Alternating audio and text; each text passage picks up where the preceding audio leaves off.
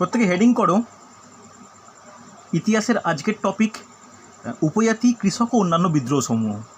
দেখো, যখন আমরা ইতিহাসের আস্তে আস্তে মধ্যযুগ থেকে মডার্নে ঢুকছি বা আধুনিক যুগে ঢুকছি, সেটা কোন সময়টা মেনলি বলা যায় যে সময় ইউরোপিয়ানদের ভারতে আগমন ঘটে যাচ্ছে, তার সঙ্গে সঙ্গে বিভিন্ন শক্তির মধ্যে নিজেদের মধ্যে যুদ্ধ করে করে শেষ পর্যন্ত ইংরেজরা যে প্রাধান্য পাচ্ছে তাদের ইস্ট ইন্ডিয়া কোম্পানির মাধ্যমে, সেটা সবচেয়ে গুরুত্বপূর্ণ ব্যাপার, যেটাকেই বলতে পারি আমরা যে আধুনিক যুগের শুরু। এবার আধুনিক যুগের বা ভারতে ব্রিটিশ যে শাসন যে শুরু হয় প্রধানত দুটো যুদ্ধের মাধ্যমে। প্রথম যুদ্ধ হচ্ছে 1757 সালের পলাশী যুদ্ধ, তারপরে 1764 সালের বক্সারের যুদ্ধ।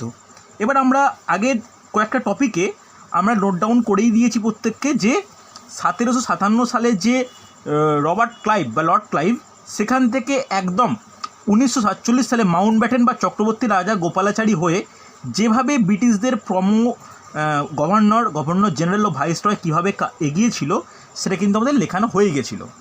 এবার যেটা আমরা আরম্ভ করব, এই যে বিদ্রোহ, এই বিদ্রোহগুলো কীভাবে পড়ব ভালো করে শোনো। ব্রিটিশদের শাসনের আগে মোটামুটি ভারতের নবাবী বা রাজতন্ত্র চলতো, অর্থাৎ কোনো রাজার অধীনে শাসন চলতো গোটা ভারতবর্ষ জুড়ে। এবার যখন যে সময় 1757 সালের পরে পলাশির যুদ্ধ পরে যে সময় দেখা গেল যে ইস্ট ইন্ডিয়া কোম্পানির শাসন শুরু হলো, সেটা বিভিন্ন ক্ষেত্রে মানুষের মেনে নিতে খুব অসুবিধা হলো। কেন, একটা ঘরানা বা একটা নিয়ম থেকে বেরিয়ে আর একটা নিয়ম করা কিন্তু খুব মুশকিল। সেই সময় এই টাইমে বিভিন্ন কিন্তু বিদ্রোহ শুরু হয়েছিল। এই অষ্টাদশ শতাব্দী ও ঊনবিংশ শতাব্দীতে যে বিদ্রোহ হয়েছিল, যে উপজাতি বিদ্রোহ, কৃষক বিদ্রোহ বা অন্যান্য বিদ্রোহ, সেটা কিন্তু আমরা আজকে ক্লাসে ডিসকাস করব। খুব গুরুত্বপূর্ণ। প্রত্যেকে হেডিং করো ফার্স্ট যে বিদ্রোহ, সন্ন্যাসী ও ফকির বিদ্রোহ। নোট ডাউন করবে, সন্ন্যাসী ও ফকির বিদ্রোহ খুব গুরুত্বপূর্ণ। কিন্তু যে কোনো পরীক্ষায় কিন্তু এই বিদ্রোহ থেকে কিন্তু কোশ্চেন আসে, একটা করে কোশ্চেন দেয়ই দেয়। প্রত্যেকে হেডিং করবে সন্ন্যাসী ও ফকির বিদ্রোহ। দেখো, আমরা যারা গল্প বই বা উপন্যাস পড়তে ভালোবাসি, এখনকার দিনে সবার খুব একটা এই ন্যাক নেই, বরঞ্চ কোনো উপন্যাসের ভিত্তিতে যদি সিরিয়াল হয়, সেই সিরিয়ালের প্রতি আমাদের ন্যাক থাকে। তাও তো এই সন্ন্যাসী ও ফকির বিদ্রোহের সঙ্গে একটা বিশেষ উপন্যাসের গল্পের কিন্তু বা উপন্যাসের উল্লেখ পাওয়া যায়, উল্লেখ পাওয়া যায়। সেটা হলো বঙ্কিমচন্দ্র চট্টোপাধ্যায়ের লেখা আনন্দবট উপন্যাসে এই সন্ন্যাসী বিদ্রোহ জানা যায়। এইখানে একদমই তাই, ভেরি গুড। এই দেবী চৌধুরানী, ভবানী পাঠক, এই নামগুলো মোটামুটি আমাদের শোনা নাম, হ্যাঁ কি না? এখনকার জেনারেশনের ছেলেমেয়েরা অনেকেই শোনেনি, কিন্তু এগুলো গুরুত্বপূর্ণ একটা নাম। দেখা গেছে এই সন্ন্যাসী বিদ্রোহে কৃষকদের যে নেতৃত্ব দিয়েছিলেন দুজন ব্যক্তিত্ব, একজন হচ্ছে ভবানী পাঠক আর একজন দেবী চৌধুরানী। ঠিক আছে, তার আগে এই নেতাদের নাম লেখার আগে যেটা জেনে নেওয়া দরকার, এই সন্ন্যাসী বিদ্রোহ কোন সময় হয়েছিল। একটা সময়কাল বলে হেডিং করে লিখে নাও যে 1763 সাল থেকে মোটামুটি 1800 সাল পর্যন্ত স্থায়ী হয়। তাহলে এই 1763, 1800, এই 1763 সালে কী ঘটেছিল? তেমনভাবে তখনও থাবা বসায়নি, কিন্তু তখনও বক্সারের যুদ্ধ হয়নি। 1764 সালে বক্সারের যুদ্ধ, মানে বুঝতেই পারছো এই টাইমটা সবে বাংলা জুড়ে ইস্ট ইন্ডিয়া কোম্পানি থাবা বসানো শুরু করে, হ্যাঁ কি না? এরপরে সময়কাল যে আমি লিখলাম, সময়কালের পরের টপিক প্রত্যেকে নোট ডাউন করবে, স্থান। কেউ বলতে পারবে এই সন্ন্যাসী ও ফকির বিদ্রোহ কোন স্থানে হয়েছিল? ভালো করে শুনে নাও। প্রথম কোশ্চেন যেটা আসে যে তৎকালীন পূর্ববঙ্গ, যেটা বর্তমান বাংলাদেশের রাজধানী ঢাকায় এই বিদ্রোহ প্রথম সূচনা হয়। পরে বাংলার বিভিন্ন প্রান্ত, মালদা, 2 দিনাজপুর, তখন তো দিনাজপুর ভাগ ছিল না, একটা দিনাজপুর ছিল, রংপুর, ময়মনসিংহ, ফরিদপুর, কোচবিহারে এই বিদ্রোহ কিন্তু পরিলক্ষিত হয়।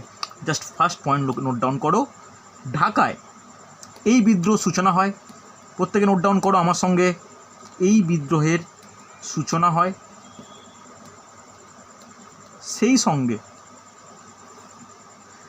সেই সঙ্গে রংপুর, যেটা বর্তমানে হচ্ছে প্রায় বলতে পারি দক্ষিণ পূর্ব বাংলাদেশ, রংপুর, ময়মনসিংহ, ময়মনসিংহ, দিনাজপুর, দিনাজপুরে কিছুটা এখন বাংলাদেশে, কিছুটা পশ্চিমবঙ্গে, দিনাজপুর, কোচবিহার,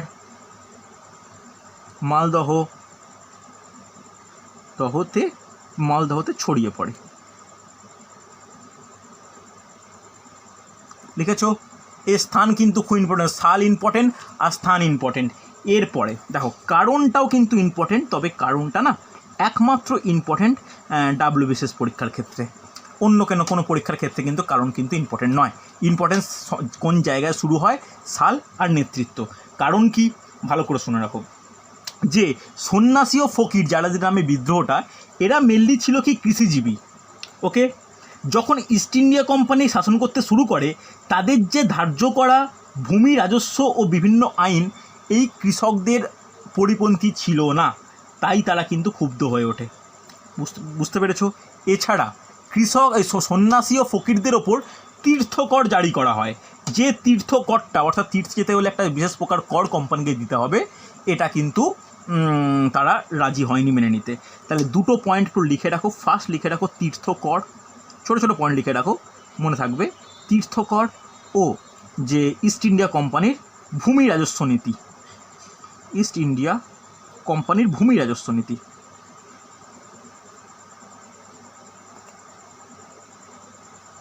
ওকে, একটু আমার সঙ্গে সঙ্গে প্রত্যেকে লিখে রাখো, সুবিধা হবে। ইস্ট ইন্ডিয়া কোম্পানি ভূমি রাজস্ব নীতি হয়েছে।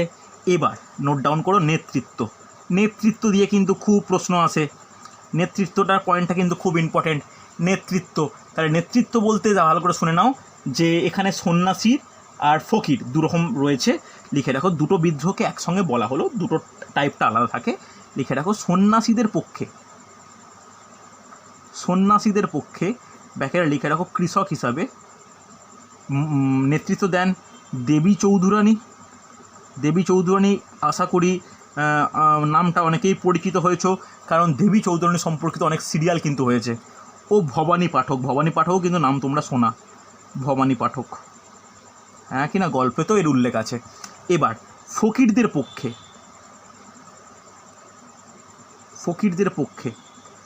পক্ষে কে লিখে রাখো যে মজনু শাহ, চিরাগ আলী, মুসা শাহ, মজনু শাহ বলতে শাহ, তোমার হচ্ছে মুসা শাহ, আর লিখে রাখো চিরাগ আলী।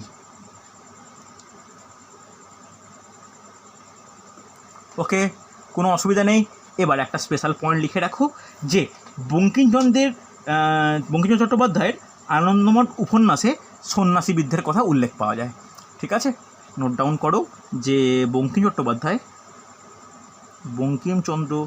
চট্টোপাধ্যায়ের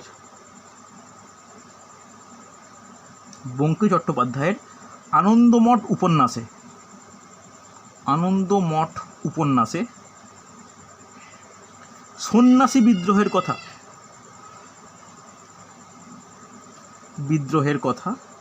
উল্লেখ পাওয়া যায়।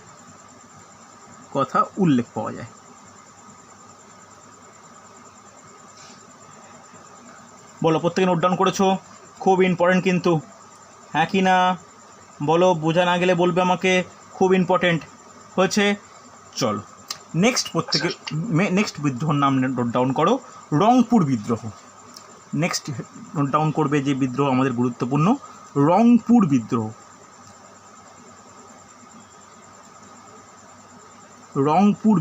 ভালো করে দেখো, রংপুর বিদ্রোহ ভালো করে বুঝবে। রংপুর জায়গাটা মোটামুটি তোমাকে বললাম যে জায়গাটা হচ্ছে ওই বাংলাদেশের, এখন বর্তমান বাংলাদেশের মধ্যে পড়েছে। লিখে রাখো স্থান রংপুর, স্থান লিখে রাখো রংপুর, ব্যাকেটে বর্তমানে যে বাংলাদেশ, রংপুর, স্থান রংপুর। সময়কাল বলতে পারবে? কারো কোনো আইডিয়া আছে? শরদিন্দু তোমার সাবজেক্ট। সময়কাল লিখে রাখো 1780, সময়কাল লিখে রাখো 1780। নেতৃত্ব লিখে রাখো, নেতৃত্ব দেন, তারপরে আমি কারণগুলো বলছি কেন, কারণ কি ব্যাপার। নেতৃত্ব দেন যে জিয়াজি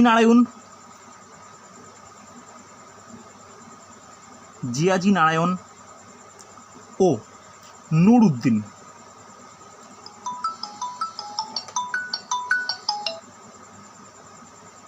জিয়াছি নারায়ণ ও নুরুদ্দিন। কোনো অসুবিধা নেই।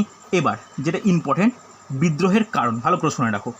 বিদ্রোহের কারণ হলো যে ওই সময় বিভিন্ন জমিদাররা কৃষকদের ওপর অত্যাচার ও শোষণ, এইটাই হচ্ছে, ভালো করে শোনো, এই শোষণ ও অত্যাচারের বিরুদ্ধে কৃষকরা কিন্তু এই তোমার বিদ্রোহ ঘোষণা করে।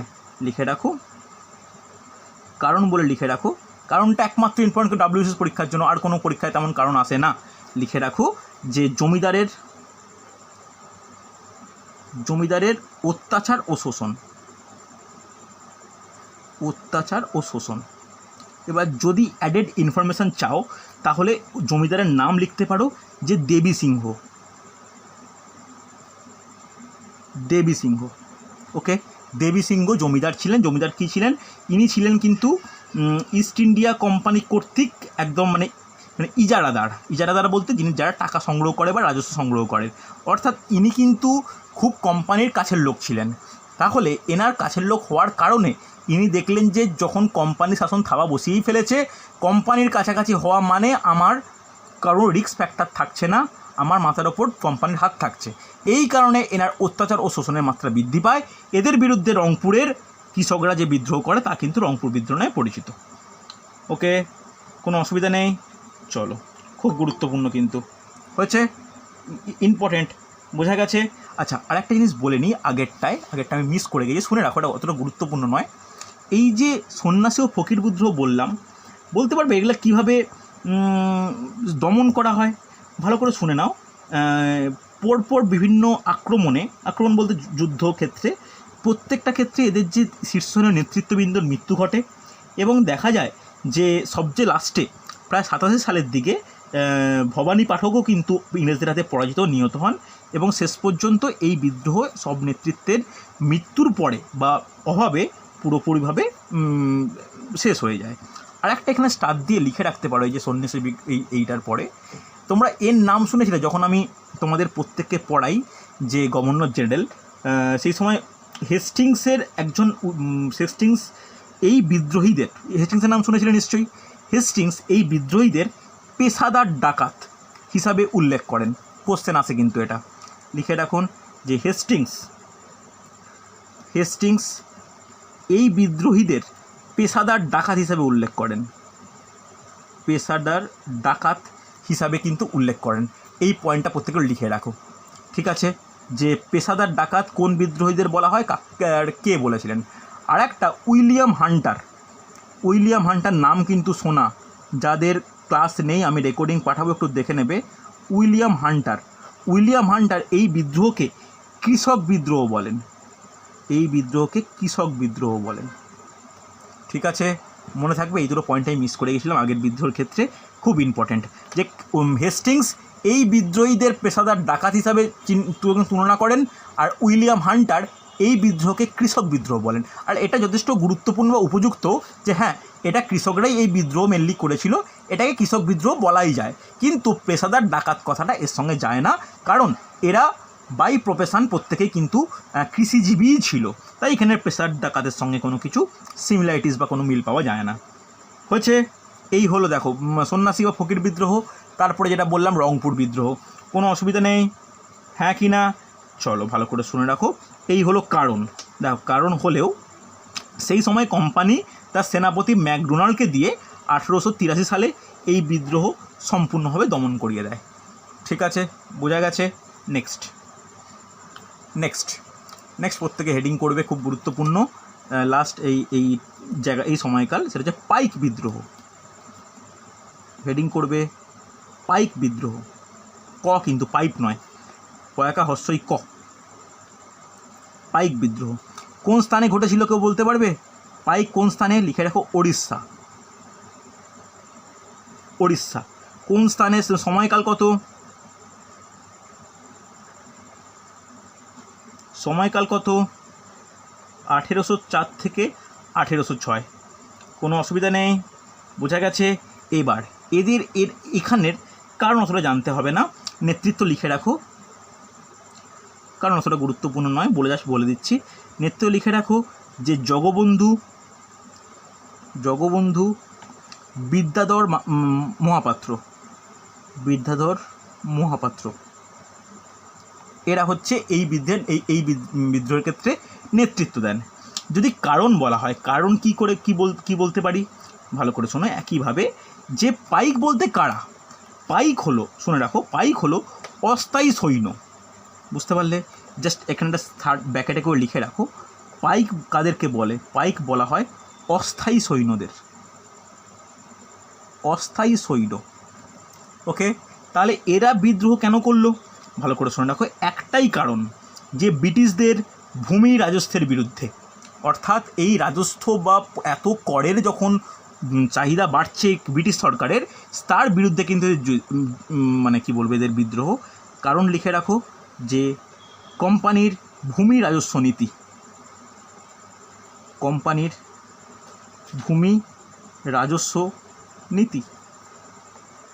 কোনো অসুবিধা থাকলে বলবে আমাকে, খুব ইম্পর্টেন্ট কিন্তু। তাহলে দেখো, রংপুর বিদ্রোহ রংপুরে, যেটা হচ্ছে বর্তমান বাংলাদেশে, আর পাইক বিদ্রোহ হচ্ছে উড়িষ্যায়। উড়িষ্যার বিভিন্ন অঞ্চল, অর্থাৎ পুরী, কটক, এই অঞ্চলে কিন্তু এই বিদ্রোহ খুব তাড়াতাড়ি ছড়িয়ে পড়ে। এবং দেখা যাচ্ছে 1804 থেকে 6 কিন্তু এই বিদ্রোহ দানা বেঁধেছিল। পরবর্তী ক্ষেত্রে এই বিদ্রোহ দেখা যায় যে পুরোপুরিভাবে ব্রিটিশ বাহিনী দমন করে দেয়। হচ্ছে, চলো নেক্সট প্রত্যেকে হেডিং করবে যে পলিগার বিদ্রোহ। নেক্সট হেডিং করো পলিগার বিদ্রোহ, গুরুত্বপূর্ণ কিন্তু।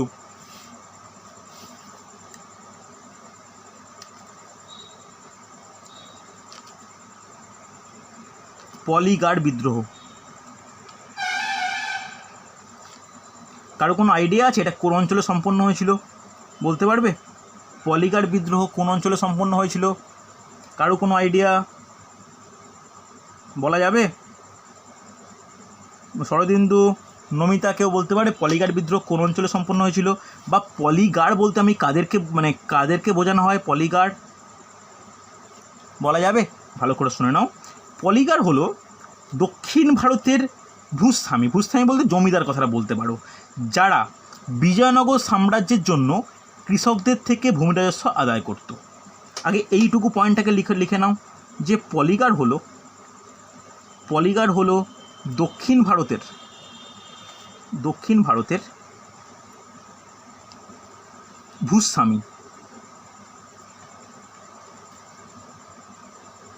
ভূস্বামী, যারা বিজয়নগর সাম্রাজ্যের জন্য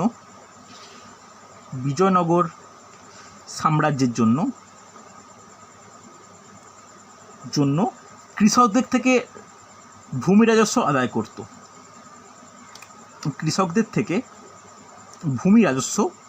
করত।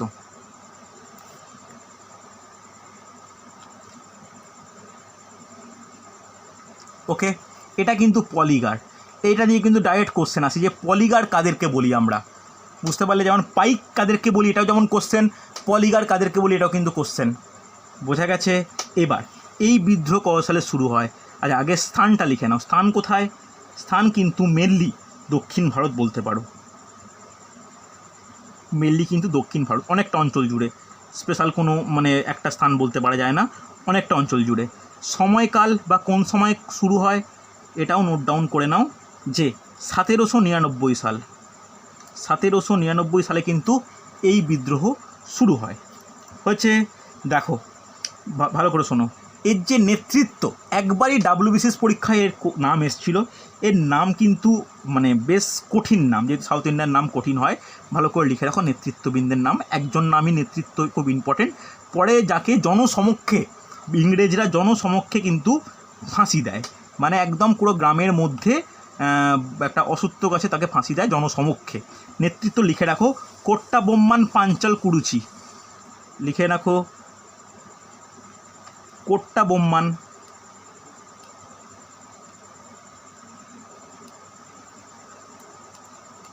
পাঞ্চালাম কুরুচি। এই হচ্ছে নেতৃত্বের নাম, ঠিক আছে? আর তোমরা জানো সাউথ ইন্ডিয়ান নাম এরকমই হয়। আর এনাকে যখন বিদ্রোহ খুব হাই স্টেজে উঠেছিল, ব্রিটিশরা এর ওপর পুরোপুরিভাবে খোঁজার চেষ্টা করেন, এবং যখন গ্রামের মধ্যে ধরা পড়েন, এনাকে জনসমক্ষে কিন্তু ফাঁসি দেওয়া হয়। ঠিক আছে, আর একটা লাস্ট পয়েন্ট লিখে রাখো যে 1800 থেকে আবার 1801 সালের মধ্যে দ্বিতীয় পলিগার যুদ্ধ, মানে আবার এনার মৃত্যুর পরে দ্বিতীয় পলিগার যুদ্ধ দানা বাঁধে।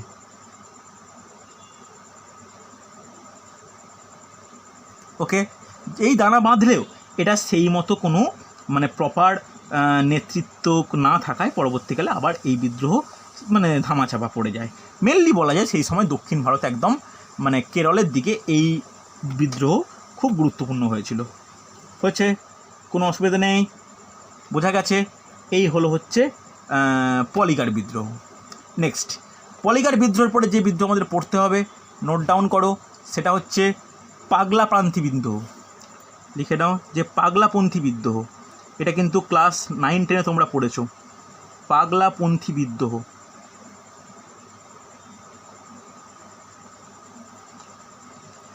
বেশ গুরুত্বপূর্ণ কিন্তু এটা, পাগলাপন্থী বিদ্রোহ। ভালো করে শোনো। এর প্রথমে শুনে নিতে হবে যে এই কেন এই রকম নাম দেওয়ার কারণ।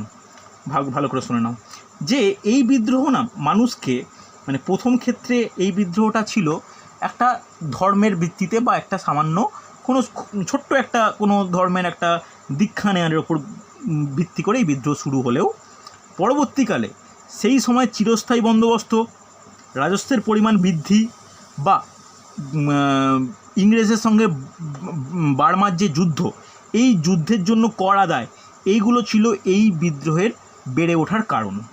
আর এই বিদ্রোহের কি হয় ভালো করে শুনে নাও যে তৎকালীন যে পূর্ববঙ্গ তার যে মনমোহন সিংহ অঞ্চলের একজন ফকির করিম শাহ, ইনি তার মতাদর্শে মানুষকে দীক্ষিত করেন। এটা নয় যে মুসলিম মানে কোনো দীক্ষিত, তা কিন্তু নয়।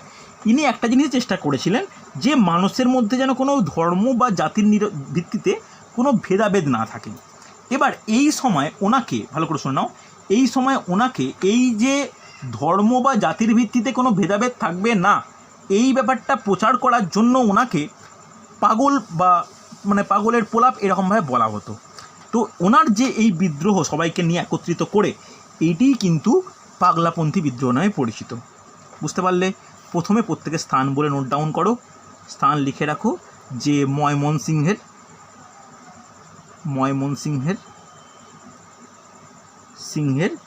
শেরপুর অঞ্চল, ময়মনসিংহের শেরপুর অঞ্চল। সময়কাল লিখে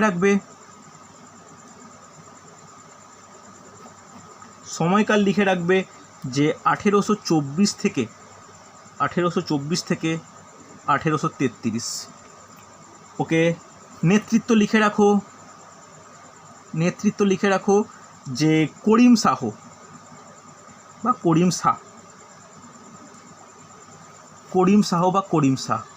ওকে, নেক্সট কারণ লিখে রাখো। কারণগুলো বলেছি, কারণগুলো কিন্তু আমি ইম্পর্টেন্ট। 1 নম্বর হচ্ছে চিরস্থায়ী বন্দোবস্ত। কেউ বলতে পারবে কোন গভর্নর বা কোন গভর্নর জেনারেল এই চিরস্থায়ী বন্দোবস্ত প্রচলন করেছিলেন? Lord Cornwallis. বাহ, সাব্বাস। চলো, এরপর লিখে রাখো রাজস্বের পরিমাণ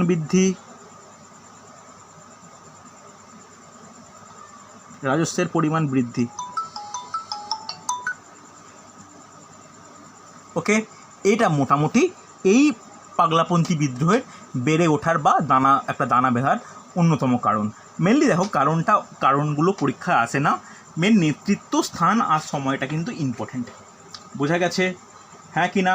এবার 33 সালের দিকে ব্রিটিশ সেনা মানে কি বলবো চরম নীতি গ্রহণ করে এই বিদ্রোহকে দমন করে। বোঝা গেছে না যায়নি? মোটামুটি শুনে রাখো, এইগুলো হচ্ছে আমাদের পড়তে হবে যে এগুলো মোটামুটি সেই সময়ের সাধারণ বিদ্রোহ হচ্ছে, কোনো অসুবিধা নেই। এরপরে আমরা যে বিদ্রোহগুলো পড়ব সেগুলো হচ্ছে উপজাতি বিদ্রোহ। এগুলো কিন্তু গুরুত্বপূর্ণ। চলো প্রত্যেকে এরপরে হেডিং করো, এগুলো মোটামুটি কৃষক কেন্দ্রিক আন্দোলন। এরপরে প্রত্যেকে হেডিং করো উপজাতি বিদ্রোহ।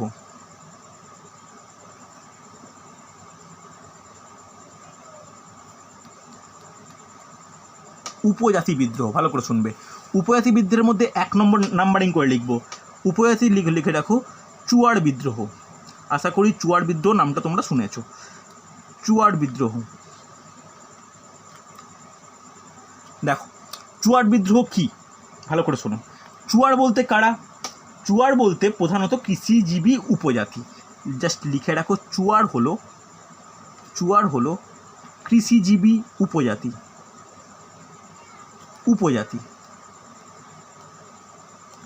আচ্ছা, জাতি উপজাতি কাকে বলে জানি আমরা জানি এটা এখন কোনো তফসিলি জাতি, তফসিলি উপজাতি, একটা কাস্ট, একটা ট্রাইব, যেটাকে আমরা শিডিউল ট্রাইব বলি, সেটা হচ্ছে উপজাতি। বুঝতে পারলে? তাহলে এই বিদ্রোহগুলো কিন্তু ট্রাইবাল সোর্স থেকেই উৎপন্ন হয়েছে, তাই এটা উপজাতি বিদ্রোহ বলা হয়। এবার নেক্সট, কোন অঞ্চলে এই বিদ্রোহ ঘটে? এটা কেউ বলতে পারবে? কারো কোনো আইডিয়া কোন স্থানে এই বিদ্রোহ ঘটে? দেখো ভালো করে শুনে রাখো যে এটা কিন্তু পুরো পশ্চিমবঙ্গের, মানে বর্তমান পশ্চিমবঙ্গের কিন্তু মধ্যস্থলে, অর্থাৎ বাঁকুড়াকে কেন্দ্র করে বীরভূম, বাঁকুড়া ঠিক বলতে পারি না, বাঁকুড়ার যে বিষ্ণুপুরকে কেন্দ্র করে বাঁকুড়া, বীরভূম, মানভূমের বিভিন্ন অঞ্চল একটি বিশেষ জেলা তখন গঠন করে ফেলেছিল, যে জেলাটাকে জঙ্গলমহল নামে একটা জেলা তৈরি করে ফেলে। এই জেলা জুড়ে কিন্তু এই বিদ্রোহ হয়। বুঝতে পারলে? চলো লিখে রাখো যে বিষ্ণুপুরকে কেন্দ্র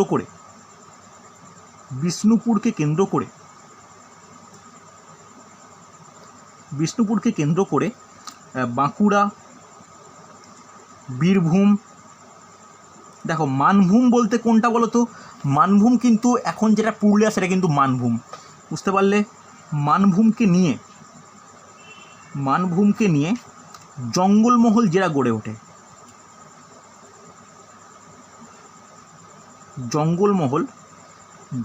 ওঠে।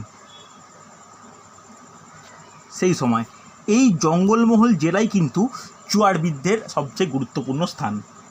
বোঝা গেছে? এবার সময়কাল, মোটামুটি সময়কাল 1768 থেকে 1861 সাল, তবে টানা নয়, বিভিন্ন সময় বিভিন্ন রকমভাবে চলেছিল। বোঝা গেছে? নেতৃত্ব, নেক্সট হচ্ছে নেতৃত্ব। এই ইনফরমেশানগুলো কিন্তু খুব গুরুত্বপূর্ণ। নেতৃত্ব লিখে রাখো, জগন্নাথ ধল খুব গুরুত্বপূর্ণ। সর্দার ধাতকার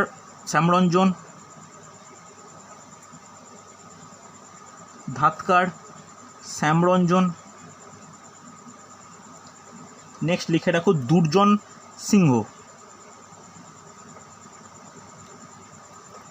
সিংহ।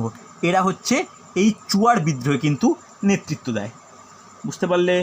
তবে দেখা গেছে এই বিদ্রোহ মানে ব্যর্থ হয়ে যাওয়ার কারণ কি? দেখো, ব্যর্থ হওয়ার কারণ বিভিন্ন সময় ভয়াবহ রূপ ধারণ করলেও এই চুয়াড় বিদ্রোহকে সামনে রেখে বিভিন্ন ডাকাত শ্রেণীর মানুষজন মানে সাধারণ মানুষের ওপর ডাকাতি বা লুটপাট করত, যেটা এই বিদ্রোহের নেতৃত্বের কিন্তু মানে সম্মান বা অন্য দিক থেকে কিন্তু ক্ষতি করে। বুঝতে পেরেছো? বা অনেক সময় দেখা যায় যে এই নেতৃত্বরা নিজেরাই ব্রিটিশদের সঙ্গে সমঝোতা করে নেয়, এর ফলে কি হয়ে যায়? এই বিদ্রোহ কিন্তু বন্ধ হয়ে যায়। ওকে, তাহলে চুয়াড় বিদ্রোহ বুঝতে পারলে? চুয়াড় বিদ্রোহ স্থানটা কিন্তু খুব গুরুত্বপূর্ণ, কারণ পশ্চিমবঙ্গের পরীক্ষাগুলোর ক্ষেত্রে কেন পশ্চিমবঙ্গের এটা একদম নিজস্ব বিদ্রোহ। বোঝা গেছে? কোনো অসুবিধা নেই। নেক্সট হেডিং করো, কোনটা বলো? হ্যাঁ, 1768 থেকে 1861। 1768 থেকে 1861। ওকে, চলো নেক্সট নোট ডাউন করো, কোল বিদ্রোহ।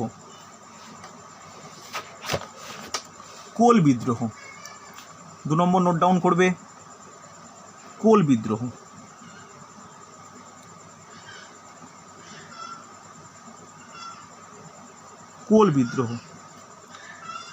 বলতে পারবে কোল বিদ্রোহ কোন জায়গায় সম্পন্ন হয়? বলা যাবে? স্থান বলে লিখে রাখো, তাড়াতাড়ি লেখো, অনেকটা টপিক বাকি আছে, আজকে শেষ করতে হবে। লিখে রাখো, ছোটনাগপুর অঞ্চলের রাঁচিতে এই বিদ্রোহ শুরু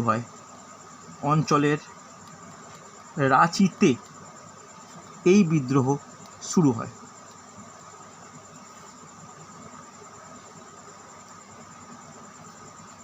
ওকে, কোনো অসুবিধা নেই। এবার সময়কাল লিখে রাখো, 1831 থেকে 1832। এই সময়কালের মধ্যে এই বিদ্রোহ দেখা যায়।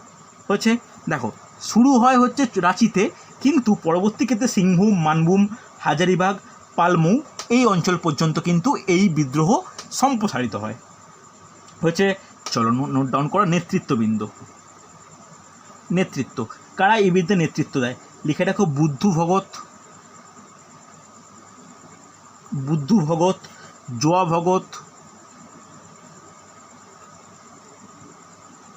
ওকে, সুই মুন্ডা, আর কি যেন নামগুলো ছিল, হ্যাঁ, খাদু পাতর প্রমুখ। আমার এই মুহূর্তে আর খেয়াল পড়ছে না, প্রমুখ। যদি তোমাদের কাছে কোনো বুকস থাকে, যদি কোনো নাম পাও অ্যাড করে নিতে পারো। ঠিক আছে, এবার কারণটা একটু নোট ডাউন করে নেওয়া দরকার, কেন এর একটু উল্লেখযোগ্য কারণ ছিল। ভালো করে শুনবে। দেখো প্রত্যেক জায়গাতে একটা কমন কারণ আছে বিদ্রোহ, সেটা হচ্ছে রাজস্ব বৃদ্ধি। এই রাজস্ব যে বেড়ে যাচ্ছে এটা একটা কারণ ছিলই। এছাড়াও ভালো করে শুনে নাও, এছাড়াও ওই এরিয়ার যে মহাজন ছিল, এই মহাজনরা উপজাতিদের জমি ক্রমশ হস্তগত করতে থাকে এবং তারা শোষণ ও মহিলাদের ওপর নির্যাতন ধীরে ধীরে বৃদ্ধি পায়। বুঝতে পারলে? এইটাই হচ্ছে এই কোলদের বিদ্রোহ করার প্রধান কারণ। লিখে দাও মহাজন কর্তৃক জমি অধিগ্রহণ, শোষণ ও মহিলাদের উপর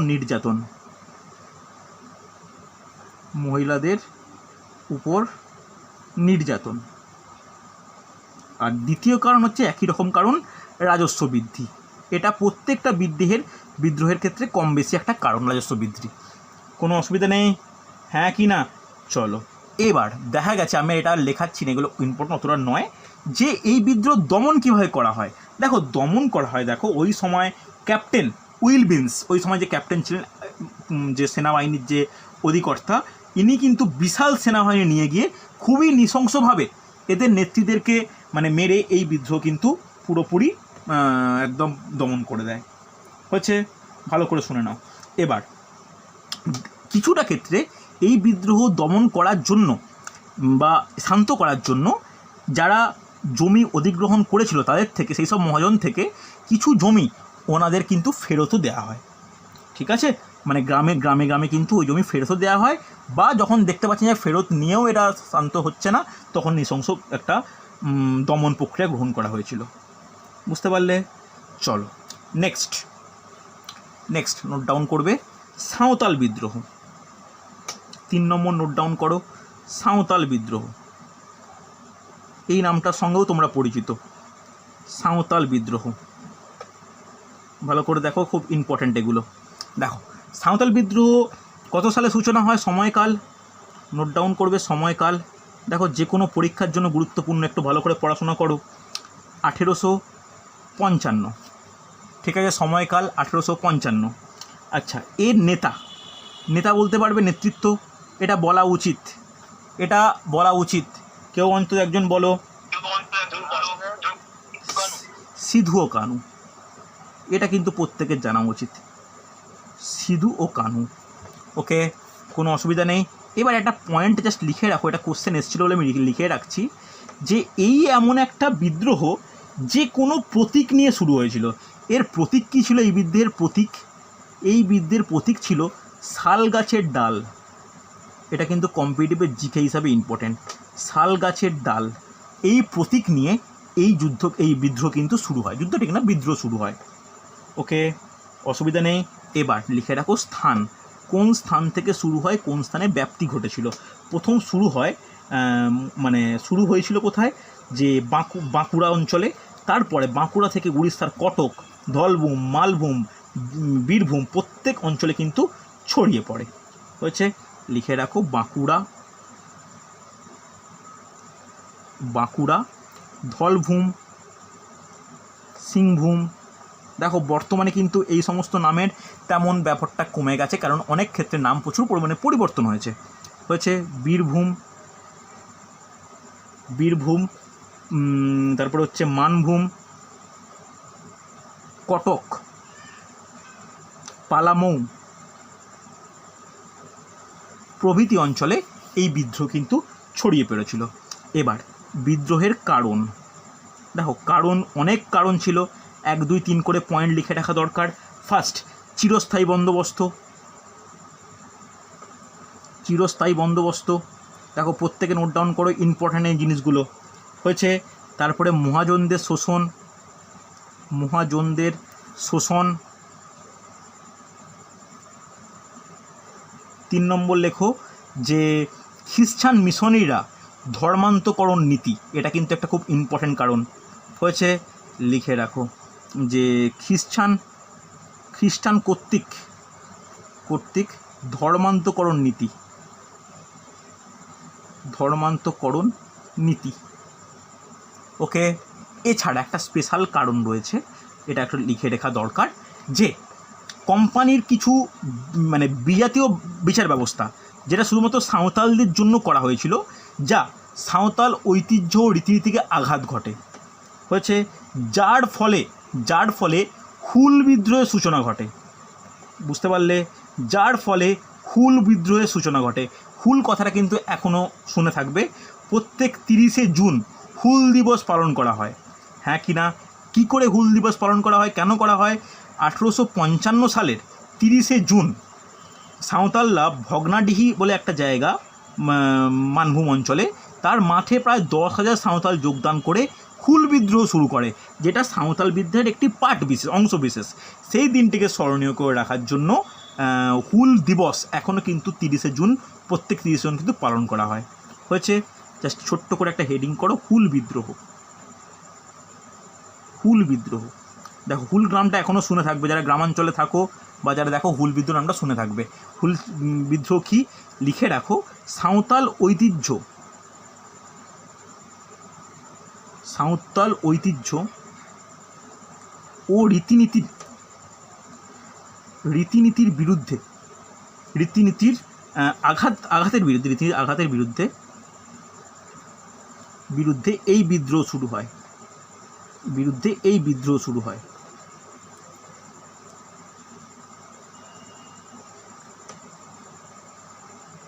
ওকে, কত তারিখটা ইম্পর্টেন্ট, লিখে রাখো 1855 সালের 30শে জুন, এই ডেটটা কিন্তু ইম্পর্টেন্ট। ওকে, কোথায় হয়েছিল অতটা গুরুত্বপূর্ণ নয়, ভগ্নাডিহির মাঠে, যেখানে প্রায় 10,000 সাঁওতাল কিন্তু যোগদান করেছিল হয়েছে। এবার ভালো করে শুনে নাও, যত দেখলো যে এই বিদ্রোহ বাড়ে, তখন ব্রিটিশরাও কড়া দমননীতি গ্রহণ করে এবং 56 সালে ইংরেজ বাহিনীর সঙ্গে যুদ্ধে সাঁওতালরা পরাজিত হয় এবং এই যুদ্ধের অবসান ঘটে হয়েছে। তার মধ্যে শুনে রাখো, লিখতে হবে না, এই সিধু আর কানুর মধ্যে সিধুকে গুলি করে হত্যা করা হয় এবং কানুর ফাঁসি হয়, ঠিক আছে। এবং দেখা যায় যে এই সর্বশেষ বিদ্রোহে প্রায় 20 থেকে 25,000 সাঁওতালের মৃত্যু ঘটে। অফিসিয়ালি 19,000 কথা বলা হয়েছে, তবে আনঅফিসিয়ালি 20 থেকে 25,000 কিন্তু সাঁওতালের মৃত্যু ঘটে। বোঝা গেছে? কোনো অসুবিধা হলে বলবে আমাকে। গেছে তো? চলো নেক্সট 4 নম্বর নোট ডাউন করবে, ওহাবি আন্দোলন। এটাও তোমরা নাম শুনেছো এবং এর একটি বিশেষ ঘটনা আমরা গল্প সহ বিভিন্ন জায়গায় কিন্তু আমরা স্থান দিয়েছি, এখনও আমরা সেই গল্প শুনে রাখি। আচ্ছা, ক নম্বর হবে? 1 2 3 4 নম্বর, লিখে রাখো, ওহাবি আন্দোলন। ওহাবি আন্দোলন, কারো কোনো আইডিয়া আছে ওহাবি আন্দোলন কি? খুব কোশ্চেন আসে কিন্তু এই ওহাবি আন্দোলন থেকে। দেখো ভালো করে শুনে নাও, এই ওহাবি আন্দোলন কথাটা এসছে কিন্তু সৌদি আরবের আব্দুল ওহাবের নাম অনুসারে। ইনি ছিলেন খুব মানে কি বলবো, মানে খুব অন্ধ গোঁড়া ধর্মীয়। ইনি মোটামুটি কি বলবো, ভক্তি উপাসনা থেকে সরে হজরত মোহাম্মদের যে প্রচলিত আদি ইসলামের ওপর যে ইনি নির্ভর করা উচিত, এটা ইনি প্রচার করতেন। অর্থাৎ ইনি ছিলেন যে হজরত মোহাম্মদের পন্থী, বুঝতে পেরেছ? অর্থাৎ পীর বাবাদের কথা ইনি না বলে একদম ডাইরেক্ট হজরত মোহাম্মদের কথা ইনি বলতেন। এটা গেল জাস্ট তথ্যটা, যে ওহাবি কথাটা কীভাবে এসছে। ওহাবি কথাটা এসছে সৌদি আরবের আব্দুল ওহাবের নাম অনুসারে। তাহলে ভারতের কি সম্পর্ক, ভারতের সঙ্গে কী সম্পর্ক, ভালো করে শোনো। ভারতে সৈয়দ আহমেদ এই ওহাবি আন্দোলন সূচনা করেন। কেন সূচনা করেন, কেন সূচনা করার কারণটা কী ছিল? সূচনা করার কারণ হলো যখন ব্রিটিশরা শাসন আরম্ভ করে তখন দেখা গেল যে হিন্দু ধর্মের সঙ্গে মুসলিমরা ধর্মান্তরিত করুক যাই করুক, সেই সমস্যাটা আর 1700 সালের দিকে আর কোনো ছিল না। যে যখন ঔরঙ্গজেব মারা গেল সেই পরে আর অহেতুক হিন্দুদের ধর্মান্তরিত করার ব্যাপারটা কখনোই ছিল না। কিন্তু যখন দেখলো যে খ্রিস্টান ধর্মাবলম্বী মানুষরা বারবার ভারতে আসছে এবং তাদের একটা মত চলে আসছে, তখন এই মানে কি বলবো, এই মুসলিমদের শুদ্ধিকরণের জন্য এই আন্দোলন শুরু হয়। বোঝা গেছে এই আন্দোলন কিন্তু সব জায়গায় তেমন ছড়িয়ে পড়েনি, এটা একটা ধর্মীয় আন্দোলন হিসাবে বলা যেতে পারে। বুঝতে পারলে? তাহলে ফার্স্ট পয়েন্ট লিখে রাখো, ওয়াহাবি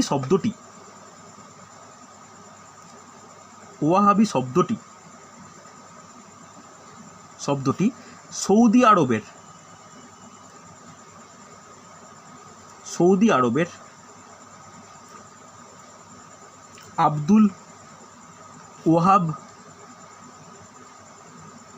আব্দুল ওয়াহাব এর নাম অনুযায়ী হয়।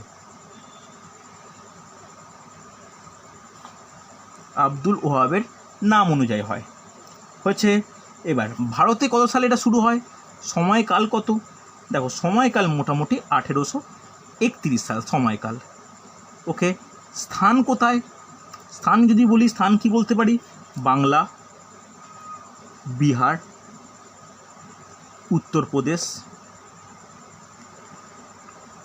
উত্তরপ্রদেশ, পাঞ্জাব প্রভৃতি। পাঞ্জাব। নেতৃত্ব কে দেন? নেতৃত্ব দেন কিন্তু সৈয়দ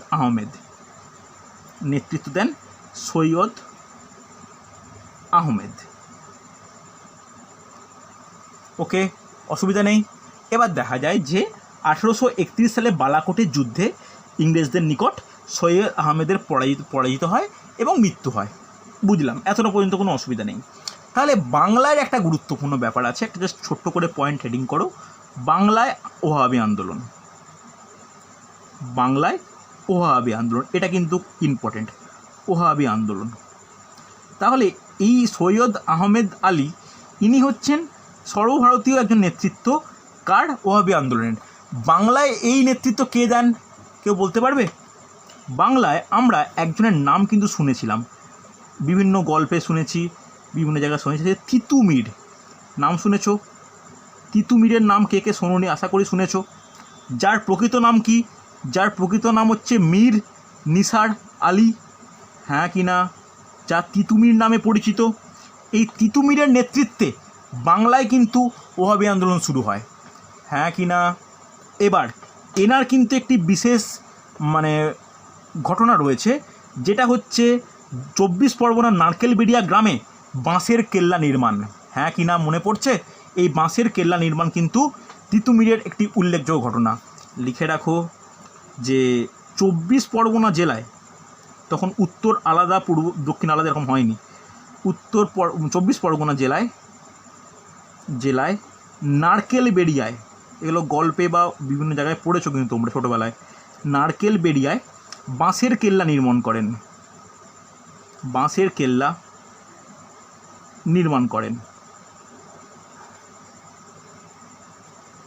হচ্ছে এই নির্মাণ করে কি হয়?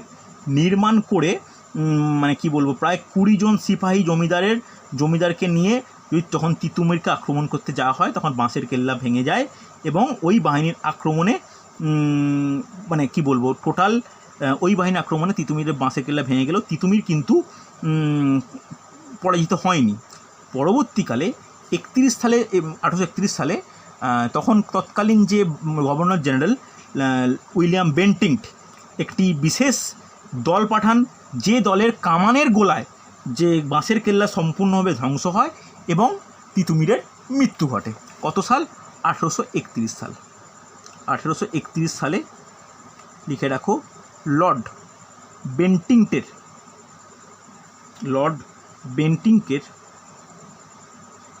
বেন্টিংকের নেতৃত্বে কামানের গোলায়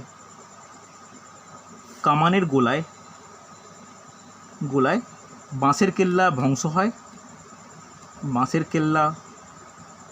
ধ্বংস হয় ও তিতুমিরের মৃত্যু ঘটে।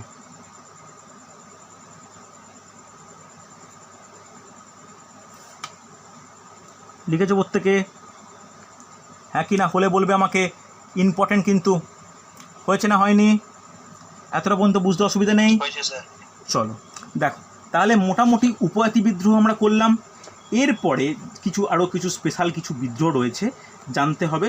তেমন কোনো বেশি কিছু নেই, 2-3টে বিদ্রোহ লিখে রাখো যে স্পেশাল পয়েন্ট হিসাবে নীল বিদ্রোহ। এই নীল বিদ্রোহ কথাটা কিন্তু আমরা শুনেছি, নীল বিদ্রোহ কথা শুনেছি, অন্যান্য বিদ্রোহের মধ্যে পড়ে নীল বিদ্রোহ। তাহলে তোমরা বলা উচিত যে নীল বিদ্রোহের কারণ কি, এটা তো বলতে পারবে।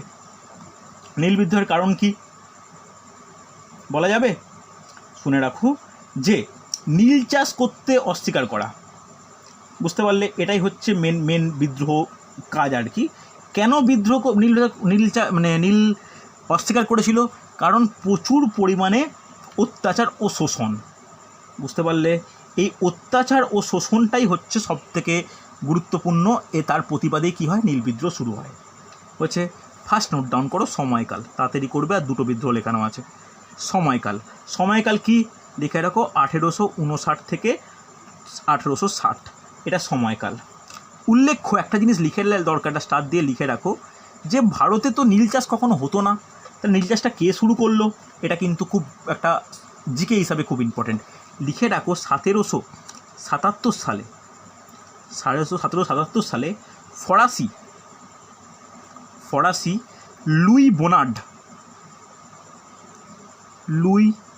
বোনার্ড এই নীল চাষ শুরু করে।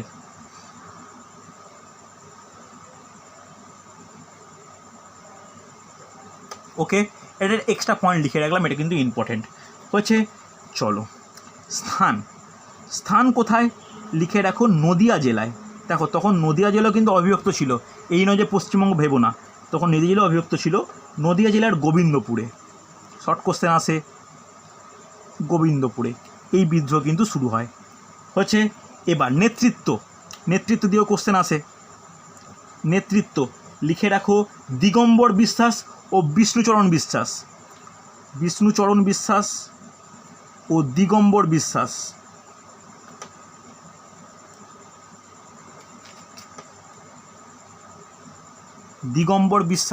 ও বিষ্ণুচরণ বিশ্বাস ইম্পর্টেন্ট কিন্তু।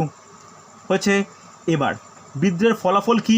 নীল কমিশন বসানো হয়, নীল চাষ বন্ধ করে দেওয়া হয়, এবং এই হচ্ছে সেই সময় দেখা যায় যে বিশ্বনাথ সর্দার, যে পরবর্তীকালে 24 পরগনার নেতৃত্ব, তাকে ফাঁসি দেওয়া হয়। বুঝতে পারলে? খুব ইম্পর্টেন্ট, লিখে রাখো ফলাফল হিসাবে নোট ডাউন করে রাখো। ফলাফল হিসাবে লিখে রাখো যে বিশ্বনাথ সর্দারকে ফাঁসি দেওয়া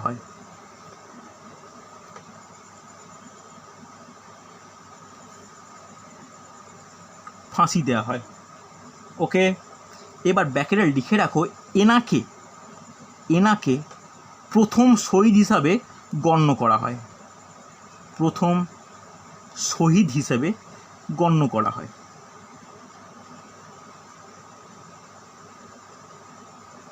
ওকে, ইম্পর্টেন্ট কিন্তু, এনাকে প্রথম শহীদ হিসাবে গণ্য করা হয়। বলো কোনো অসুবিধা থাকলে বলবে আমাকে। এবার ভালো করে শুনে রাখো, এছাড়া কিছু তথ্যগুলো খুব গুরুত্বপূর্ণ যে এই নীল চাষ বা নীল বিদ্রোহ নিয়ে কি ঘটনা ঘটে। ভালো করে শোনো। হরিশ মুখোপাধ্যায়ের সম্পাদনায় হিন্দু প্যাট্রিয়ট এই বিদ্রোহের সমর্থন করেন। ফার্স্ট পয়েন্ট খুব গুরুত্বপূর্ণ, লিখে রাখো হরিশচন্দ্র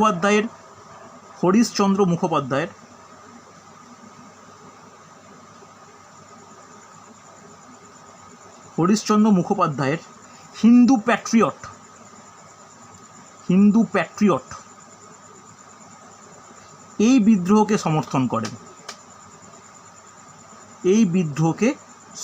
করেন। ওকে, 2 নম্বর তথ্য নোট ডাউন করে রাখবে যে নীলদর্পণ নাটকে দীনবন্ধু মিত্র কৃষকদের দুরবস্থা কথা তুলে ধরেন। লিখে রাখো দীনবন্ধু মিত্র নীলদর্পণ নাটকে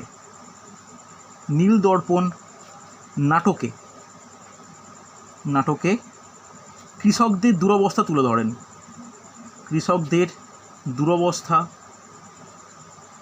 ধরেন। হয়েছে। লাস্ট নোট ডাউন করে লেখার দরকার নেই হয়তো, যে এই যে নাটকটা কে ইংলিশে অনুবাদ করেন বলতে পারবে? এটা কিন্তু খুব ইম্পর্টেন্ট, বলা যাবে? মাইকেল মধুসূদন দত্ত। লিখে রাখো, মাইকেল মধুসূদন দত্ত এই নাটকটি ইংলিশে অনুবাদ করেন। মাইকেল মধুসূদন দত্ত নাটকটি ইংলিশে অনুবাদ করেন, ইংরেজিতে অনুবাদ করেন।